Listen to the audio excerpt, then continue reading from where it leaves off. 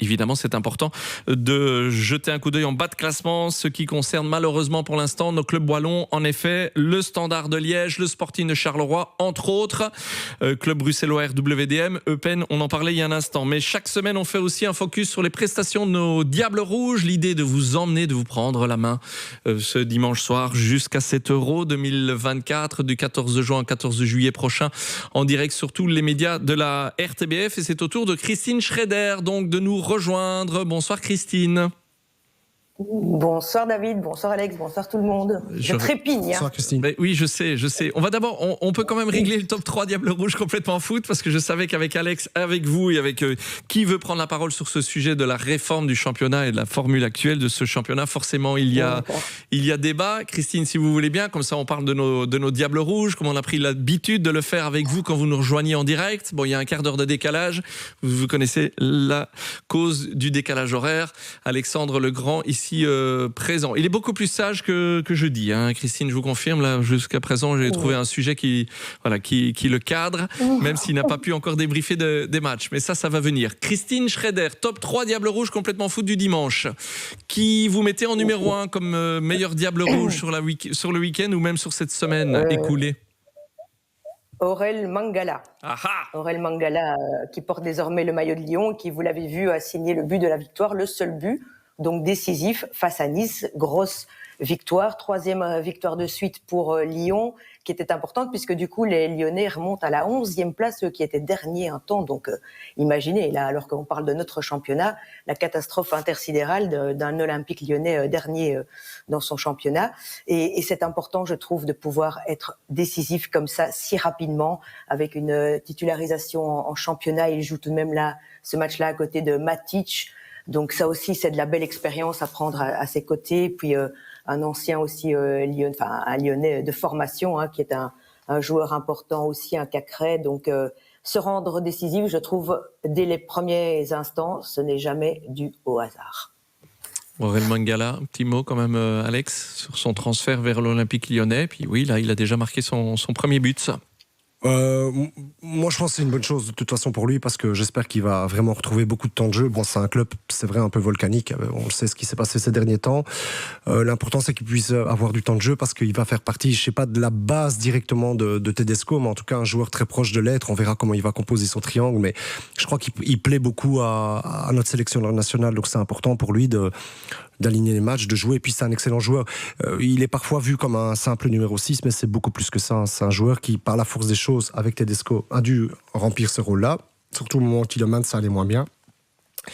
Et il sait le faire, il est rigoureux, mais c'est un mec qui sait faire plus que ça. C'est plus un relayeur, moi je trouve. Mais voilà, il a aussi cette capacité de s'adapter. Donc espérons qu'il prenne des minutes jusqu'à l'Euro. Et surtout, croisons les doigts pour qu'il n'y ait pas de pépin physique de son côté. C'est important. Mais oui, moi j'aime beaucoup le profil du joueur. J'aime bien le profil humain aussi du joueur. C'est un bon petit gars. Oui. Croise les doigts en effet pour la suite de cette saison d'Aurel Mangala, relancé par Lyon, Christine.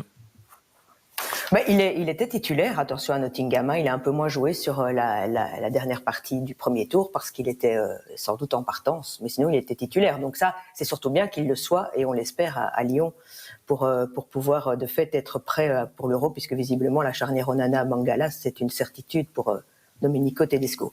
Alors en 2, Loïs Openda. Je ne peux que l'insérer au cœur du top 3 semaine après semaine. Il en est à son 16e but. Il claque les buts toutes les semaines, avec le retour à la victoire pour Leipzig, c'est important. Et puis aussi parce que il a déclaré notamment, il a des déclarations assez chocs, hein. Il faut faire attention parfois parce que on sent qu'il a de l'ambition, c'est bien, mais je trouve que quand il dit qu'il veut être un des meilleurs attaquant au monde, ça c'est de la saine ambition, et le clamer, il faut être à la hauteur après. Et d'ailleurs je trouvais qu'on avait peut-être été un peu dur avec lui sur la prestation face au Real Madrid, parce que voilà, en face c'était quand même le Real Madrid, et que vu la physionomie du match, j'aurais pu se présenter autrement pour Leipzig.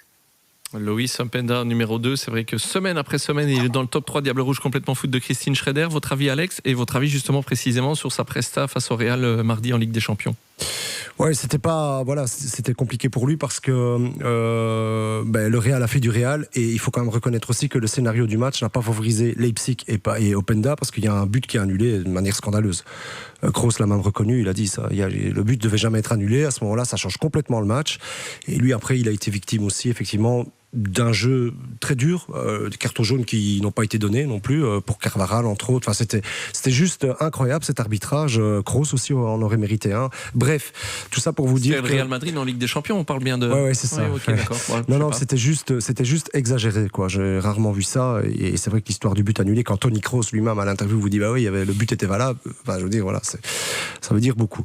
Bref, là, l'intervention avec cette zèle de la part du VAR, soit. En ce qui concerne Openda, ce que disait Christine, en fait, j'ai eu l'occasion de faire une interview de lui pour Pix dans le cadre de la Ligue des Champions justement, et on est allé là-bas et franchement il m'est apparu comme très mature. Mais alors Christine, je comprends ce que tu dis par rapport à son ambition, j'en ai discuté avec lui et Paulo Mpoku lui avait laissé un petit message parce qu'ils se connaissent bien, voilà, et lui disant justement que ce qu'il devait avoir, il me l'avait dit à moi aussi, c'était la mentalité d'un Kane avec qui Paulo a joué à Tottenham à l'époque, et il me disait voilà, je pense qu'il a implémenter un peu ça dans son cerveau et qui se le répète aussi, pas pour s'auto-persuader de cela, mais parce que tout simplement il a eu un parcours très tortueux, un peu éjecté de Bruges, n'ayant pas vraiment réussi, aller aux Pays-Bas avec un entraîneur déjà à la philosophie Red Bull, passant par ensuite Francaise à Lens où ça a super bien marché sur les situations de contre-attaque, et puis là maintenant il franchit un nouveau cap en Bundesliga où quand même il faut reconnaître que ce qu'il est en train de faire est juste extraordinaire en empilant les buts. Bref, je crois que sa déclaration, c'est pas de l'arrogance ou de la prétention, et j'ai pas dit que t'as dit ça, hein, Christine, mais je pense que c'est vraiment qu'il est vraiment dans cet état d'esprit parce que il veut prouver, voilà, que il le mérite et qu'il est là où il est parce que il a les atouts pour pouvoir le faire. Faut pas non plus oublier, on était en studio avec Benjamin à l'époque quand il est sorti contre l'Autriche à la mi-temps. Il est sorti contre l'Autriche à la mi-temps parce que il a un peu été sacrifié sur l'autel tactique, on va dire. Ce jour-là, il est avec Romelu devant, il essaye le 4-4, enfin son système à 2 attaquants. Il le fait à mon avis, Tedesco, pour se dire on pourra pas me reprocher de ne pas l'avoir fait, mais on sait tous très bien qu'il va pas le faire, si ce n'est en cours de match pour changer un résultat, ce qui est un peu dommage. Tout simplement, ce que lui devait faire, Romelu ne le faisait pas. Voilà, question de standing, question de statut, et il en a un peu été victime aussi par rapport à son image en équipe nationale, et je trouve que c'était l'occasion aussi de remettre les pendules à l'heure par rapport à ça, parce que c'est vraiment lui aussi un très très bon gamin. Mais vraiment, et quand je vois sa progression, je suis super content pour lui. Je me dis aussi qu'on a quand même bien travaillé en Belgique, et il est passé par le Standard. Il vient du RFC Liégeois, je pense. Christine ? Oui, et nous on l'a suivi sur Vos Sports dès ses premiers buts aux Pays-Bas. Hein. On a toujours vu la progression qu'il avait. Et quand je parlais de ça, de fait, j'ai dit que c'est bien d'avoir des ambitions, et je pense qu'Alex l'a compris comme ça aussi, mais qu'il ne se mette pas trop de pression, et surtout quand il est avec les Diables. Parce qu'il va nous rendre de très fiers services, mais si Tedesco choisit l'option un seul attaquant, et si logiquement c'est bien Romelu Lukaku, il ne doit pas se mettre trop de pression pour pouvoir monter au jeu et apporter encore quelque chose aussi dans une dernière partie de rencontre. À ce sujet-là ? Ouais, de toute façon ce sera comme ça, il le sait. Voilà, on voit sur un match, Alex. Si on fait 6 sur 6, il peut jouer le 3e match, par exemple, en tant que titulaire. Voilà, aujourd'hui, il a ce statut-là, quoi. Voilà. Et il le sait, tu dois l'accepter quand Romelu est devant toi. Il est jeune. Mais là où je suis juste un petit peu, je ne vais pas dire déçu, parce que certains disent ouais, mais Romelu, il peut fonctionner qu'avec des ailiers, des mecs qui lui emmènent des centres, etc., jouer en pivot. C'est pas vrai. Ils n'ont pas vu Romelu jouer à l'Inter. Avec Lautaro notamment, c'est pas vrai, c'est pas vrai du tout, c'est faux. C'est juste que, ou avec Conte et comment il l'a fait fonctionner, c'est pas vrai, c'est faux. C'est parce que là, pour le moment, c'est la solution la plus rapide, celle qui permettra, selon Tedesco, d'avoir les résultats les plus probants, avec le meilleur rendement possible, sans se prendre la tête. Voilà, je pense que c'est ça. Et puis, et c'est vrai aussi, parce qu'il a confiance en Loïs Openda, l'entraîneur, j'en suis certain. Il me l'a d'ailleurs confié. Le truc, c'est que, on en a parlé avec le gamin, il le reconnaissait lui-même, ce que tu évoquais là, il doit, plus que la pression qu'il se met, c'est que ça se traduit par son langage corporel sur le terrain. Ce qu'il arrive à faire à Leipzig, notamment dans ses contrôles orientés, la souplesse de la cheville, la souplesse du corps, vraiment tout son langage corporel, n'étant rien comparable à ce qu'il fait avec les Diables, parce qu'il est tendu. Tout simplement. Il l'expliquait d'ailleurs dans l'interview, il disait Thierry Henry, la première chose qu'il m'a dite, c'est relâche-toi. Relâche-toi parce que ça se voit que tu es, je ne le savais pas, je lui en ai parlé comme ça spontanément, il m'a dit relâche-toi parce que ça se voit dans tes contrôles, dans tes remises, que t'es pas le Openda de Leipzig, et il l'a reconnu, quoi. Il m'a dit je dois faire un effort là-dessus parce que il se met un peu une forme de pression pour être peut-être un titulaire, quoi. Donc voilà. Numéro 2, choix de Christine Schreder, Loïs Openda, avec Alex Teclac en studio. Vous permettez une petite blague naïve. J'ai du mal à capter, parce qu'à droite, j'ai Proximus, à gauche, j'ai vous. Donc j'essaie de me mettre sur le bon réseau. On essaye de se mettre sur le bon réseau. Je ne sous-entendais rien. C'est la richesse, c'est la richesse du football belge et de sa couverture, Christine. Au final, on forme une grande famille, Exactement. Aujourd'hui, plus que jamais. On se remélange tous partout ailleurs, sans que ce soit tendancieux. Bien entendu. Le jeudi soir, je ne sais pas, mais le dimanche, c'est sûr que ça ne l'est pas tendancieux. En numéro 3, Christine. Quelle heure est-il ? Je vais encore attendre un peu. Je peux pas, là. Attendez, parce que Romelu, il est sorti à la mi-temps dans le déplacement à Frosinone, et on peut imaginer que c'est une mesure de précaution pour la Ligue Europa qui arrive déjà jeudi, le 1-1 à l'aller. Il a marqué, je vous le rappelle, je vous donne les stats de Lukaku en Europa League, les 18 derniers matchs, 21 buts, 5 passes décisives. Alors je sais ce que les chagrins vont dire, c'est pas la Ligue des Champions. Allez, stop. Voilà, ça c'est Romelu Lukaku. Et ça c'est votre numéro 3, non vous en avez... Ah oui, non, vous avez fait un 2 bis. C'est logique, nos deux attaquants. Cyril Ngongue, parce que pourquoi on ne sait pas. On a l'impression que Domenico Tedesco va partir avec 2 attaquants, et donc logiquement Lukaku et Openda, puisque plusieurs autres joueurs d'ailleurs peuvent faire des faux neufs, et ils le font, comme encore Trossard régulièrement, et ici avec Arsenal par exemple. Mais Cyril Ngongue, qui a égalisé en montant au jeu, alors oui, pour l'instant il arrive à Naples, il n'est pas titulaire, c'est somme toute logique, me semble-t-il, mais il monte au jeu et il inscrit un but. Et s'il avait un profil de super sub, de joueur essentiel, son but est très beau. C'est un but de gars de surface qui a l'instinct du buteur, si vous l'avez vu, le but de l'égalisation contre le Genoa. Oui, mais moi en fait, ce mec, je suis très honnête, je l'avais entreaperçu lorsqu'il était passé à Bruges, où ça s'est pas super bien passé chez les jeunes, via mes anciennes fonctions.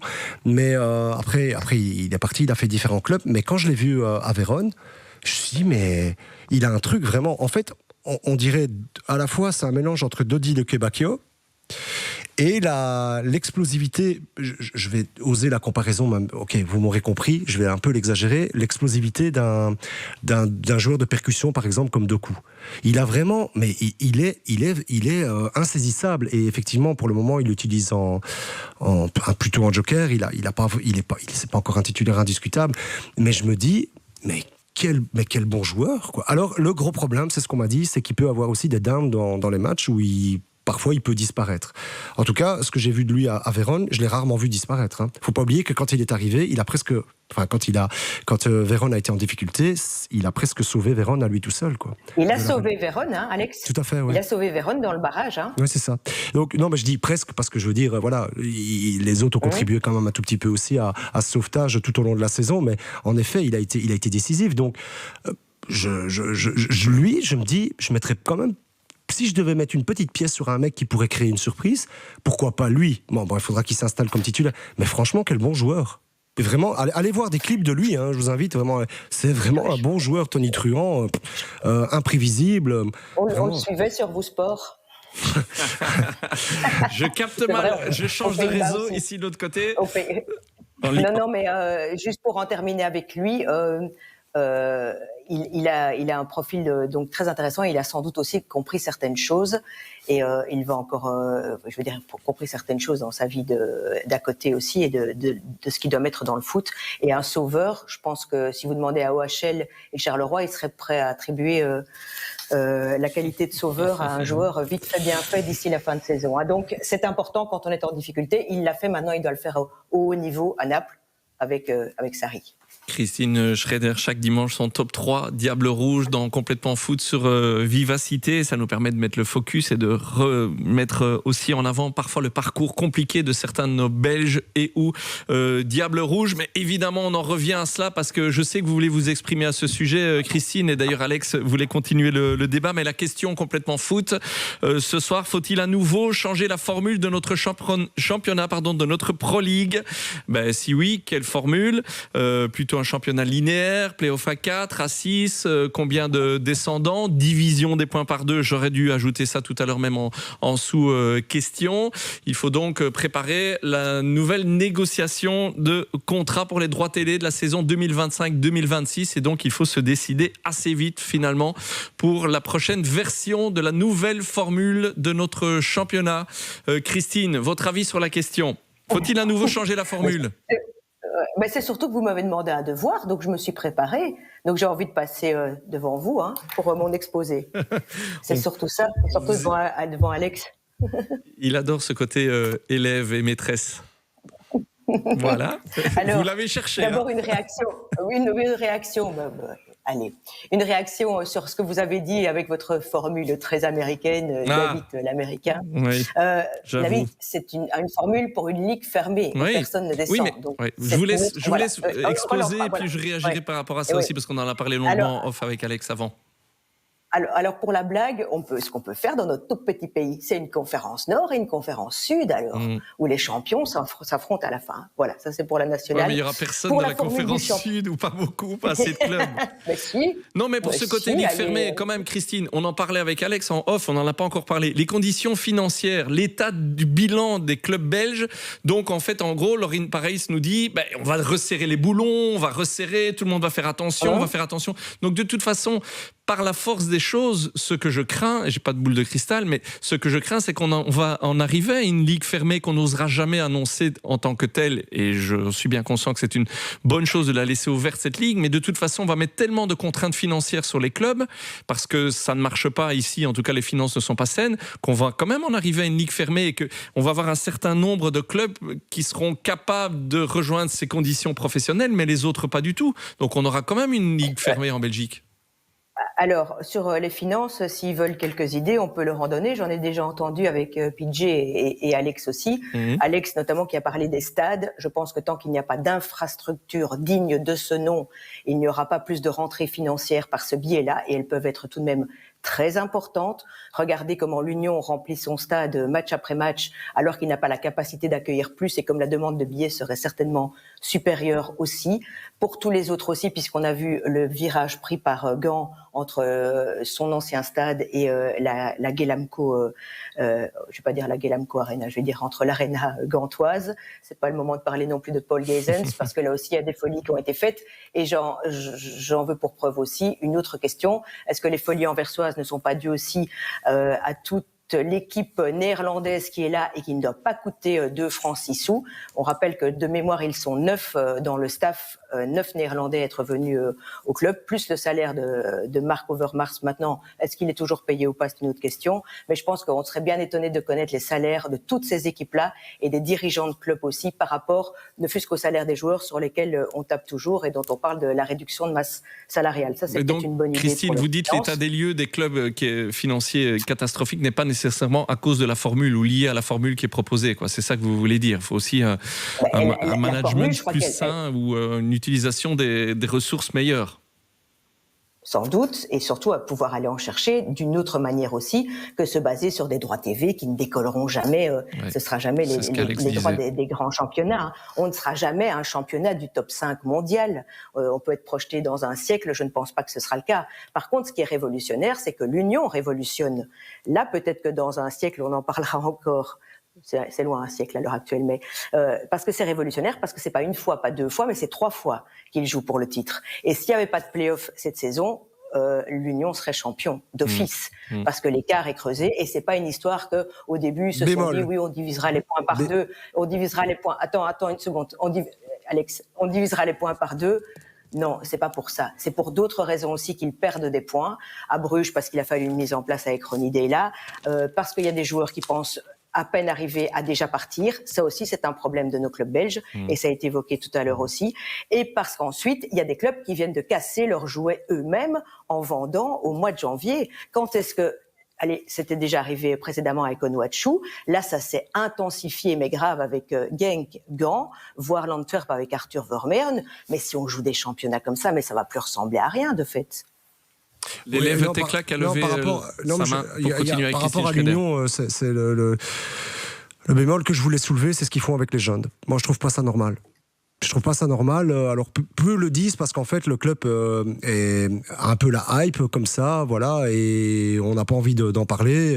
C'est pas du tout la question que ce soit ma marotte ou pas. Moi je trouve que c'est pas normal ce qui se passe avec les jeunes, notamment le fait qu'il y en ait pas, qu'on s'y intéresse pas. J'ai des amis à moi avec qui j'ai fait mes cours d'entraîneur, entre autres, qui travaillent là-bas dans des conditions compliquées parce que le club, en fait, je sais. Ces derniers temps, on m'a dit, je suis bien informé, qu'il y avait quand même, tout doucement, ils se sont rendus compte quand même que c'était le centre de formation, si je peux appeler ça comme ça, était délaissé. Et je ne veux pas leur manquer de respect. C'est normal, d'un point de vue même sociétal, que le club investisse dans ces jeunes pour avoir un minimum d'infrastructures correctes. Alors vous allez me dire, ils doivent déjà s'entraîner au LIRS, les pros. Donc qu'en est-il des autres ?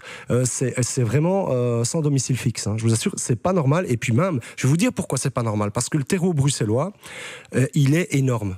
C'est vraiment, ils ont là une possibilité d'exploiter les jeunes bruxellois qui jouent, qui apprennent pour la plupart aussi à jouer dans la rue. Il y a encore cette culture-là, un peu comme à Liège aussi, peut-être dans des milieux un peu plus défavorisés. Ils ont vraiment des perles là dont ils s'occupent pas du tout. Et ces mecs sont en train de transiter, d'aller dans d'autres clubs parce qu'en fait, ils n'ont pas la possibilité de pouvoir s'exprimer dans leur propre club. Et là, je trouve que c'est vraiment, pour moi, j'espère le prochain objectif, c'est de s'en occuper. Parce qu'ici, ils font que... Allez, leur système de data est révolutionnaire pour trouver et ils font un bon travail pour trouver des bons joueurs, etc. Moi, je n'ai rien à dire par rapport à ça. C'est même un exemple par rapport à d'autres clubs. Mais ils passent un peu au travers les gouttes par rapport à ça. Vous savez pourquoi ? Parce que vous êtes dirigeant de l'Union. Non, pardon, vous êtes dirigeant.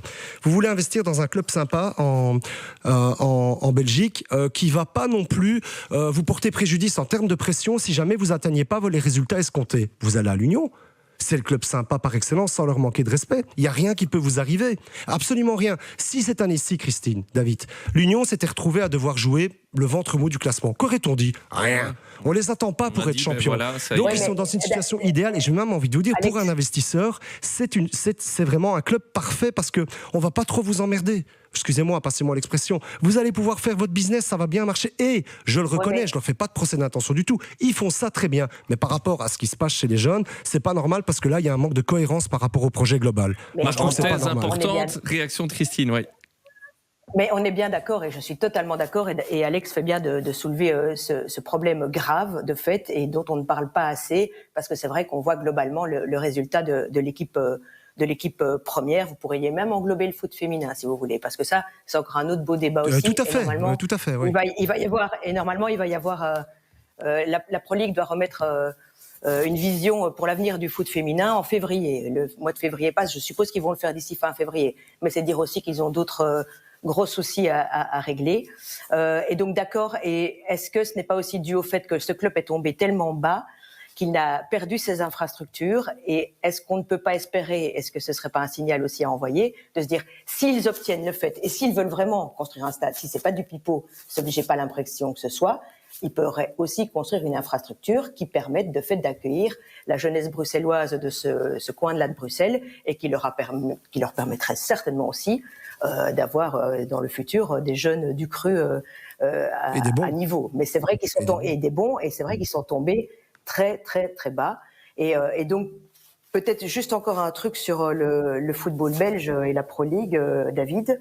J'ai entendu aussi PJ et Alex parler d'égoïsme, de chacun pour soi, et franchement aussi on peut rajouter la note hypocrisie, parce que si aujourd'hui ils se réunissent en secret, et d'ailleurs c'est pas la première fois qu'ils se réunissent en secret et qu'ils laissent une partie du conseil d'administration. Vous avez déjà vu un endroit où on laisse une partie du conseil d'administration en dehors d'une réunion, ou alors il faut la nommer autrement, ou il ne faut pas qu'elle soit secrète.